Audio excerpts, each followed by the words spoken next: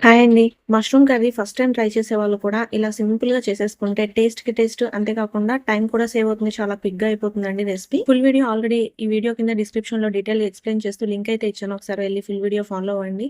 ఇప్పుడు దీనికోసం నేను మష్రూమ్స్‌ని నీట్‌గా వాష్ చేసుకుంటున్నాను. ముందుగా ఇలా మష్రూమ్స్ పైన ఒక లేయర్‌గా ఉంటుందండి. ఆ లేయర్ మొత్తాన్ని తీసేసుకోవాలి.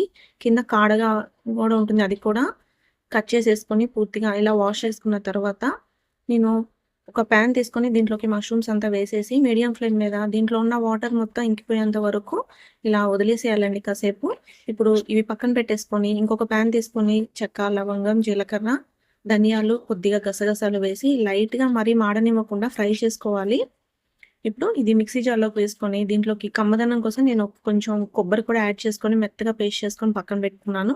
ఇప్పుడు ఇంకొక పాన్ తీసుకొని ఆయిల్ వేడైన తర్వాత కొంచెం సన్నగా కట్ చేసిన ఉల్లిపాయ, పచ్చిమిర్చి, పసుపు వేసి కొంచెం ఫ్రై అయిన తర్వాత అల్లం వెల్లుల్లి పేస్ట్ కూడా వేసి ఇది పచ్చివాసన పోయిన తర్వాత ఒక 3 టమాటాల్ని ఇలా మెత్తగా గ్రైండ్ చేసి దీంట్లో వేసుకున్నానండి.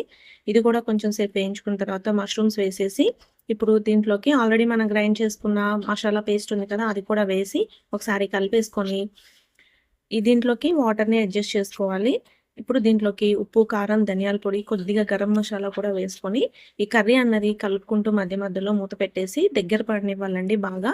ఇలా కొంచెం ఆయిల్ సెపరేట్ అయింది చూసారా? ఇంక కంప్లీట్‌గా కర్రీ అన్నది రెడీ అయిపోయింది. ఫైనల్‌గా స్టవ్ ఆపేసుకునే ముందు కొంచెం కొత్తిమీర, కరివేపాకుతో గార్నిష్ చేసుకుంటే అంతే అండి. ఫస్ట్ టైమ్ ట్రై చేసేవాళ్ళు కూడా ఇలా సింపుల్‌గా మష్రూమ్ కర్రీ అయితే చేసేసుకోవచ్చు. మరిన్ని టేస్టీ అండ్ సింపుల్ రెసిపీస్ మీ దాకా రావాలంటే కనిపిస్తున్న బెల్ ఐకాన్‌ని ఉంచేయండి. ఈ వీడియో నచ్చితే గనుక లైక్ చేసి, సబ్స్క్రైబ్ చేసుకొని మీ ఫ్రెండ్స్ అండ్ రిలేటివ్స్‌కి షేర్ చేయడం మాత్రం మర్చిపోకండి.